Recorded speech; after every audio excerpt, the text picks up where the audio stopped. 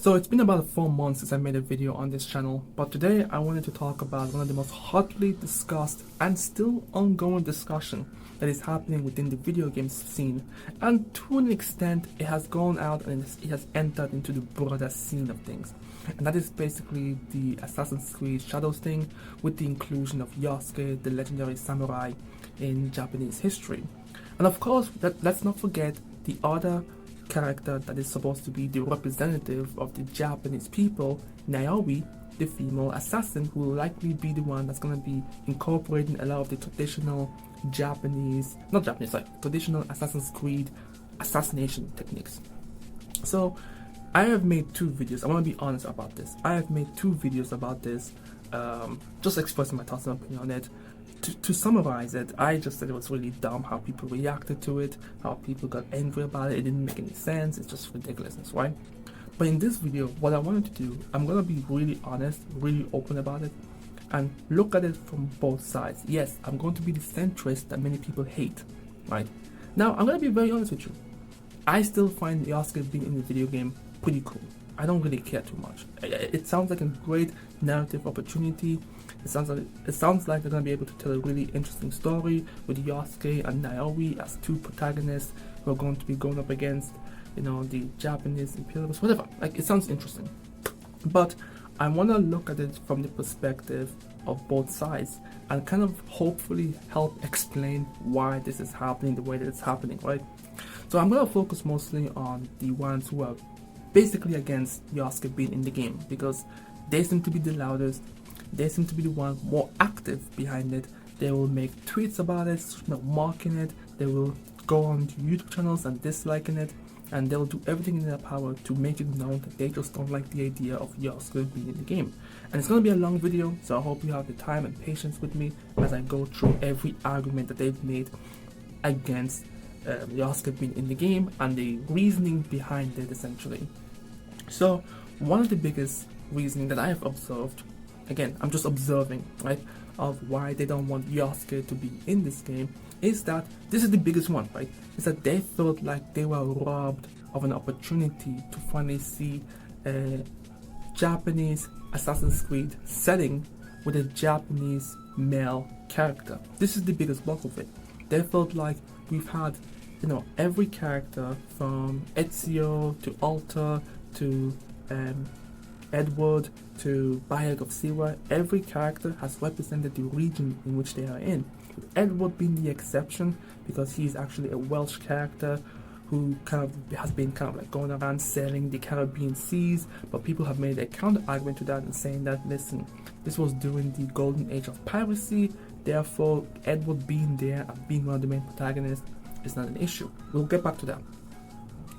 But the bulk of it is that they felt like this seemed like a cash grab attempt by Ubisoft to force diversity where it shouldn't really be there, to essentially fill a quarter of work agenda, essentially. This is kind of like the bulk of the argument. They felt like Ubisoft's decision to include Yasuke, a historical character, which by the way has never been done before. This is the first time Ubisoft has actually chosen to use a historical character as the main protagonist. It had people feeling some type of way about it. The other aspect of it is that they just felt like it was a forced agenda. It's the same thing. You'll start to notice the same theme over and over again. Another argument that people have made is that Ubisoft was sly in using Yasuke as a main protagonist because they knew that this would be such a distracting topic that nobody was going to pick up on the fact that they're charging 130 euros or dollars for a deluxe edition, which is absurd.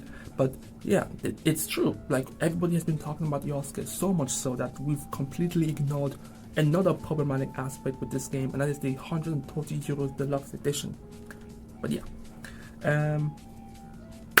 that's it. And then obviously the other argument is that Yasuke was not a samurai. He was a retainer, and people have been going back and forth and saying that, listen, Yasuke was not a samurai. I don't know why you people are calling him a samurai. He was a retainer. And the people have even gone further beyond and have said that he was a pet, an entertaining aspect to other Nobunaga arsenal of things that he has. He was just a pet, similar to anything. They've tried everything possible to make it seem like the decision that Ubisoft has made has been an astronomically bad idea. It's a forced agenda to cater to a certain group of people, and therefore it is not something that is worth paying attention to. That's the argument. That's literally the bulk of the argument. And I kind of see where they're coming from. No, actually, I do not see it. What I'm trying to say is that I'm seeing the train of thought that led to them believing that this might be a woke agenda, forced diversity thing. And the reason why I'm saying this is that over the past couple of years, right, and this is something that no one can really deny, we've had a lot of questionable decisions made by different companies, movie studios, and whatnot. And a lot of them is like blackwashing characters, right, or gender swapping characters. We're changing things up from the status quo. We're literally taking characters who have been legacy characters for quite some time, and we are basically race swapping them or gender swapping them. I mean, one of the biggest examples of this is that every ginger character has been race swapped to be black. There's like a sheet of paper, and people have shown images of ginger characters being swapped to black characters. And then there's obviously the woke agenda. It's very simple stuff. But what I think has happened is that people have conflated years of frustration of seeing games not be made to be fun or to be entertaining, and instead they feel like they are being shoved wokeness and diversity into their face. Again, I'm just recording what I've been hearing, right? And so for a lot of people, like, they just cannot fathom or even comprehend why Ubisoft would choose a Japanese setting, especially since, you know, for the longest time, fans of the Assassin's Creed series wanted a Japanese setting for such a long time because they feel like it's a perfect setting because, you know, ninjas and sneaking around and stuff like that.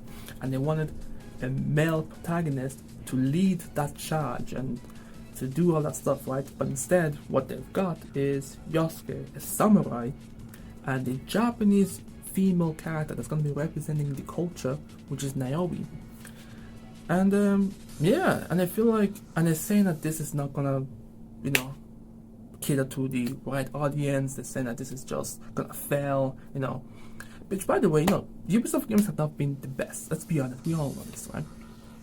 So I'm not expecting anything more from a 6 or a 7 out of 10 when it comes to this game. And on top of this, the problem is that alongside the people who've expressed this opinion, there's a lot of racist people who have intertwined with these groups of people, and it's hard to tell the difference between them. That's the problem. It really is hard to tell the difference between them because they have made memes of, you know, Yasuke, showing Yasuke as a monkey. They have basically marked practically the entire African race, saying the things like "we was this, we was that," and all these memes. It did not feel like they were frustrated at Ubisoft's decision to not cater to their wishes, but it felt more like, I'm getting sick and tired of seeing black people in my media. And you might say to yourself, hold up, how can you say that? Because we've had multiple African characters in different games of the past series, so it's not a big deal, right? But this is the funny thing, right? When I brought up Assassin's Creed Origins, people did not acknowledge Bayek of Siwa to be African or quote-unquote black. They completely... in fact, most people didn't even realize we had an Assassin's Creed game based in Africa. People do not associate Egypt with Africa whatsoever. That's the problem right there. That's a part of the problem. And then they mentioned the black guy that was in Assassin's Creed, I believe, Liberation, or Freedom. I'm not sure which one it is, but people obviously are going to tolerate that because it's a black guy coming out of slavery and whatever, right? I think the biggest issue that I've noticed that people don't like it when black people step out of their designated roles that they have been established to be. They don't like the idea of it. That's my opinion on it. I'm gonna go now and kind of counteract what I've heard so far. Because a lot of times, I remember specifically when people were shouting or add diversity in, let's say, Lord of the Rings, or add diversity in Games of Thrones or The Witcher or all that stuff, right? I remember this same specific group of people, the anti-woke people, shouting, let developers create the story that they want to create. Let developers tell the stories that they want to tell. Let them do their thing. Stop trying to force diversity, right? But then when developers like Ubisoft want to tell that diverse story or want to try something new, try a whole new narrative, now these same people who have been the ones angry at the other group of people who are trying to force things into the story are now themselves trying to force Ubisoft to tell a story that they wanted but aren't really obligated to have, essentially. Yes, you wanted a Japanese story based in Japan, based in the Assassin's Creed world. Yes, you wanted a male Japanese protagonist, but at the end of the day, Ubisoft didn't do it. They're not obligated to do it. They saw a creative opportunity and took it. And the fact that you're not able to respect it kind of makes you a little bit of a hypocrite to some extent. And that's how I feel anyways, because it's like we've been arguing to let creators and storytellers tell the story that they want. And if they want to create a world where it's only white people, they can do that. If they want to create a world where it's a little bit diverse, they can do that. The whole point of letting developers and storytellers tell their own stories is to give them the freedom of expression, let them do what they want to do. Ubisoft chose to create Niobe, the female Assassin's Creed character, and chose to use Yasuke. I mean, this goes even beyond this as well, because as you notice, recently there was a game that came out called Stellar Blade, I believe. I'm not too sure. I haven't been following that game too much, but it features a very slender, very good-looking Asian character in a futuristic setting, and this game was not meant to be an anti-war game. It was just a regular game that a team in Korea wanted to create, and a bunch of these anti-war people used this game as this stick it to the man type of game. So, because the game shows very attractive women, they used that saying, yes, we're sticking it to the man, fuck this ugly ass women, this is what we actually want, things of that nature. But it's like, video games are like books, they're like movies. Not everything is meant for you. That's kind of like the bulk of it. Not everything is meant for you. There are games and movies and TV shows that are out there I'm not interested in, but they're not meant for me. So I can just sit back and be like, whatever, cool. You know what I mean? It's like the Assassin's Creed series, right? We all started out with a very stealthy, parkour gameplay aspect of it, but then when Ubisoft changed it up and went into its RPG-like mechanic, many people didn't like it. And some people dropped it, some people picked it up to see if it's good or not. Not everything is meant for you. That's kind of the bulk I'm trying to get behind it. I understand where the frustration may be coming from, but I think this is kind of like setting yourself up for failure, essentially. You projected an expectation of what you thought a Japanese-based Assassin's Creed game should be like, and the worst funny part is that it's only one character that's going to be the main protagonist that's not a Japanese person, a foreign. Every other Japanese character is going to, be Japanese. It's like, I don't know.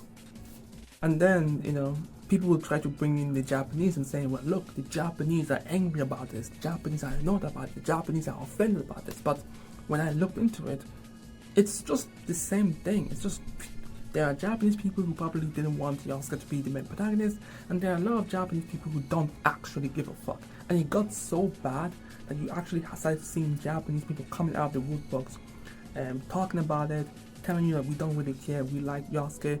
And there were some Japanese people who were probably angry about it. Like, you keep seeing Japanese people as this monolithic group of people that all think the same and have the same opinions. Like, that's not true. There were Japanese people who were probably annoyed with Yasuke's being selected and probably also wanted a male Japanese protagonist, but there was a lot of Japanese people who just did not care. I've seen Japanese people make fan arts now at this point. It's like, people will be upset. You have a right to be upset. But when your anger turns into racism, that's when it becomes just not okay, right? It just isn't okay. People will, I don't know. I think this whole thing is an effect, a cause of the years of stupid decisions that were made in the past, all accumulating to what we have now, where anything that doesn't seem like, how do I put this? It's like, I don't want to say anything that doesn't seem like white-centered. I think that's an incorrect way of saying it, but anything that seems like it will feature a diverse cast of characters, and those diverse cast of cast of characters are not playing their stereotypical roles, people call it woke, right? They just call it woke. I don't know what to say. It is what it is, right? I think this is concerning too, personally, because they called Tales of Kenzaru woke. They called Assassin's Creed Shadows woke. They've called so many games in the past woke. Anyways, that's just my thoughts and opinion on it. I don't know what to say at this point. I mean, the game's gonna come out regardless. They're not gonna make any last changes. This is the decision that Ubisoft has made. You have a choice as a consumer. You can choose to pick up the game, play it, see if it's good or not, and then if you don't like it, if you're on Steam, you can return it within 2 hours, or no, you can choose not to buy it and move on. The game is selling pretty well. Pre-order, like I said, like I probably mentioned in the video, has gone up. It's #1 in Japan. Some of the deluxe editions have been sold out. Look, at some point you have to realize not everything is meant for you, right? Just what it is. Not every content is meant for you. Now, if they have probably blackwashed Oda Nobunaga, I would have understood, right? If they had blackwashed some of the Japanese characters, I would have understood, right? That would have made a lot more sense. The outrage would have had a little more validity behind it, whatever, right? But nothing stands out as problematic with this game. That's the biggest issue I'm having right now. Nothing about the game stands out as problematic. Ubisoft just made a decision to feature Yasuke and have his perspective as a foreigner in the game, and have also created Naomi, a Japanese character, to represent the native Japanese people who live in a village, and they see things from their perspective, and they wanted to tell an interesting story. And I also think it was also a smart decision because it separates them from games like Ghost of Tsushima, Rise of the Ronin, and every other Japanese themed game that we've gotten in the past. It makes them stand out. It really does. It does make them stand out, and that's the whole point of it. You want to stand out because I feel like if they had gone with the male Japanese character, which they could have done, like there's no reason for it. They could have done it, but they chose not to. They wouldn't have stood out as much, and there would have been so many comparisons made between those two games. It would have been just unfair. I mean, the same way, you know, nobody had an issue with Neo 1 or 2. I'm not too sure which one it is. I think it's Neo 2. Nobody had an issue with the Irish guy being a samurai, because obviously the Irish guy was actually an actual samurai. That's what I've been hearing. People have been saying that he was an actual samurai. Could be not. I think it's like narrative choice. The same way Ubisoft made the cautious decision to choose a Welsh person to represent the piracy of the time in Assassin's Creed Black Flag, they could have gone with a Caribbean person. There was nothing stopping them. They could have gone with an English person. They could have gone with a person from Indonesia, for crying out loud. They could have gone with any of them. But they made the creative choice to choose Edward. That's the same thing that they've done with Assassin's Creed Shadows. They made a creative decision to choose Yasuke, and they made another creative decision to create Naomi. And I don't think it's a big deal. I honestly don't think it's a big deal. People have made it into a big deal. I don't know. Either you buy the game or you don't. It's up to you. But that's just my thoughts and opinion on it. Let me know what you guys think. And I'll catch you guys next time.